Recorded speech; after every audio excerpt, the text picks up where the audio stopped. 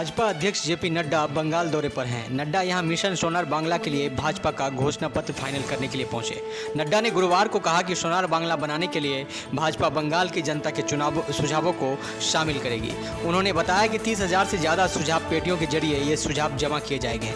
2 करोड़ से ज़्यादा बंगालियों के सुझाव लिए जाएंगे। उन्होंने कहा कि सुझाव पेटियाँ अलग अलग जगहों पर रखी जाएगी। इसके अलावा भाजपा कार्यकर्ता इन्हें घर घर ले जाएंगे।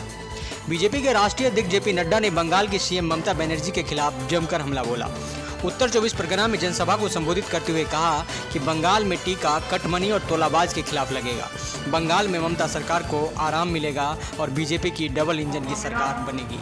जेपी नड्डा ने कहा कि पीएम मोदी ने कह दिया है कि ममता बनर्जी ने कहा कि वह मुफ्त में टीका देंगे, लेकिन ममता जी 1 मार्च से 60 वर्ष से जिसकी उम्र अधिक होगी उसे मुफ्त टीका दिया जाएगा।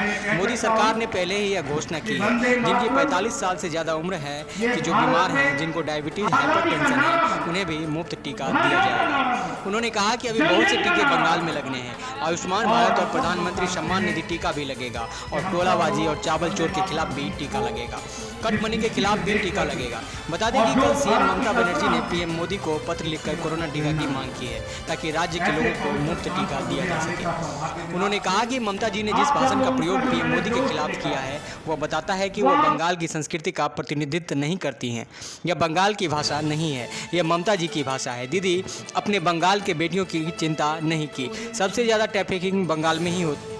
उन्होंने कहा कि अब समय आ गया है कि इस सरकार को आराम करना चाहिए और काम करने वाली सरकार आनी चाहिए। बंगाल को परिवर्तन की तैयारी चल रही है और आने वाले समय में हम बंगाल को सोनार बांग्ला बनाएंगे।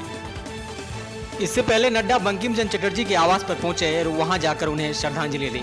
उसके बाद नड्डा दोपहर करीब 2 बजे नईहट्टी पहुंचे। यहां के गौरीपुर एरिया में वह एक जूट मिल वर्कर के घर पर गए और वहां लंच किया। महानगर मीडिया न्यूज के लिए कोलकाता से आकाश राय।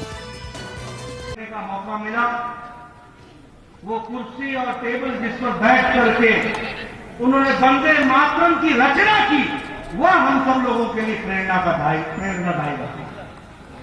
मैं ये कह सकता हूं कि वंदे मातरम ये भारत में आजादी का नारा बना, घर घर का नारा बना, जन जन का नारा बना।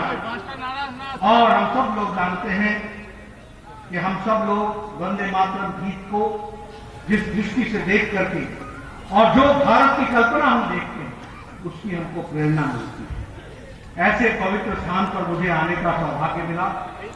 आप सब लोगों का जो मैंने जोश देखा वह उनके जीवन से प्रेरणा देने वाला जोश मुझे दिख रहा। और मैं ये कह सकता हूं कि उन्होंने जो हमको दृष्टि दी है, दिशा दी है, वो भारत का समाज, वो बंगाल का समाज अपने साथ आत्मसात करके उसके साथ आगे बढ़ने का प्रयास करेगा।